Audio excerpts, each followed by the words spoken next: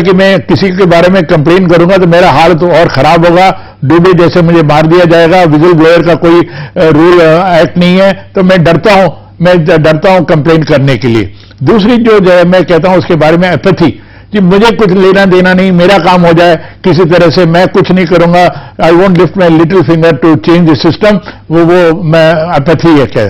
तीसरा जो है सिनिसिज्म, कुछ नहीं होने वाला है, क्यों अपना सर दीवार पे तोड़ रहे हो, ये ऐसे ही चलेगा। तो ये जब तीनों चीजें इसके ऊपर हम आम आदमी और सारे सिटीजन्स इसके ऊपर नहीं आएंगे, ये मैं समझता हूं ये कॉलोनियल इनहेरिटेंस है हमारा, जब तक ये बदलाव नहीं आएगा समाज में तब तक ये ठीक नहीं होगा। ये बहुत फंडामेंटल प्रॉब्लम है हमारे यहाँ।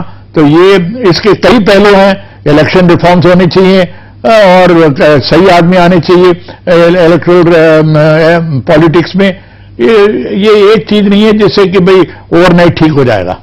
निश्चित रूप से सचिन, आपको क्या लग रहा है कि ये जिस तरह से कृष्णन साहब ने पूरी बात रखी कि मोटे तौर पर 3 प्रमुख ऐसी बातें हैं जिसके लिए हम खुद दोषी हैं, हम खुद सोए हुए हैं, आप क्या देखते हैं जो ये सुसप्त अवस्था है, जो सोने की स्थिति है, वो ग्रॉस रूट लेवल से पढ़े लिखे अभिजात वर्ग तक किस स्तर पा रहे हैं आप समाज के भीतर? देखिए, मुझे लगता है ये तीनों चीजें अपने आप में बहुत महत्वपूर्ण हैं, कृष्णन साहब ने जो कहा, और इसलिए मैं इसमें लेकिन एक चीज जोड़ना चाहता हूं कि व्यक्ति इन 3 परिस्थितियों के साथ, भय के साथ या अविश्वास के साथ पैदा नहीं होता है। जो व्यवस्था में वो देखता है, जो वो समाज में देखता है, उसी से उसका नजरिया और उसका व्यवहार कहीं ना कहीं विकसित होता है और उसी के आधार पर वो एक रूप लेना शुरू करता है। और हम जमीनी स्तर पर देखते हैं कि हम जब गांव में लोगों के साथ, सबसे वंचित तबके जो भूख के साथ जिंदा रह रहे हैं, भूख के साथ जिंदगी बिता रहे हैं, उन लोगों के साथ जब हम बात करते हैं और उनसे कहते हैं कि इस तरीके की योजनाएं हैं, इस तरीके के कार्यक्रम हैं, ये आपके हक हैं, इसको लेना चाहिए, तो अपने आप में वो विश्वास नहीं कर पाते कि ये राज्य जो है वो उनके पक्ष में कहीं पर भी खड़ा होगा। क्योंकि वास्तव में मसला जो है वो नजरिया और चारित्रिक विशेषताओं का अपने आप में बहुत ही महत्वपूर्ण है। इसलिए यह सही बात तो यही है कि केवल एक चीज के बदलाव से शायद स्थिति को बदलना संभव उस स्तर पर होगा नहीं। इसलिए मुझे लगता है कि जो ये पूरी चीजें निकल के आ रही हैं, ये कहीं ना कहीं हमको मूल्यांकन के लिए कहीं ना कहीं सबसे बड़ा एक रास्ता खोल करके हमारे सामने लेके आती है। निश्चित रूप से सचिन, आपकी बात जो है बिल्कुल सही है, क्योंकि परिवार जो है वो किसी भी इंसान के लिए पहला स्कूल, पहली पाठशाला होता है, और जब हम आंखें खोलते हैं उसके बाद जो माहौल होश संभालने तक देखते हैं तो वैसे ही हमारा जीने का नजरिया बन जाता है। फिलहाल आप तीनों से ही चर्चा जारी रखेंगे, लेकिन वक्त हो चला है विकासनामा में छोटे से ब्रेक का। जल्द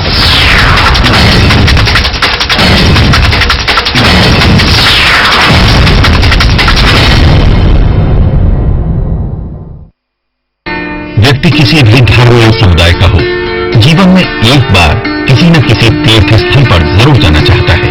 संपन्न लोगों को भले ही इसमें कोई कठिनाई नहीं हो, लेकिन गरीबों के लिए तीर्थ यात्रा सपना ही रहती है।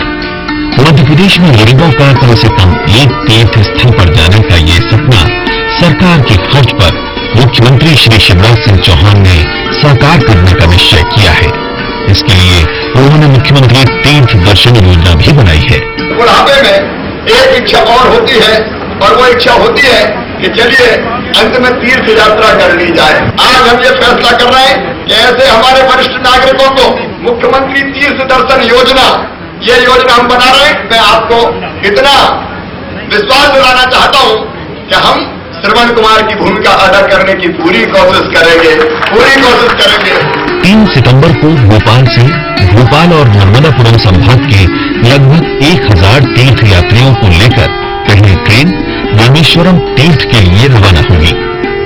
देश में अपने ढंग की पहली मध्य प्रदेश की मुख्यमंत्री तीर्थ दर्शन योजना में 60 वर्ष या उससे अधिक उम्र के ऐसे बुजुर्ग तीर्थ यात्रा कर सकते हैं जो आयकर दाता नहीं है। योजना का लाभ लेने के लिए निकटतम तहसीलदार, उप तहसीलदार अथवा कलेक्टर द्वारा निर्धारित स्थान पर आवेदन किया जा सकता है। 65 वर्ष या उससे अधिक आयु के बुजुर्ग सरकारी खर्च पर ही एक सहायक साथ ले जा सकेंगे। एक बात बड़ी अच्छी की है कि जो वृद्ध व्यक्ति 65 वर्ष से ऊपर हैं, उनको सहायक की जो व्यवस्था दी गई है, हम भी अपने साथ अपनी पुत्री को सहायक के रूप में ले जा रहे हैं। एक व्यक्ति जीवन में एक बार ही इस योजना का लाभ ले सकता है। योजना की खास बात यह है कि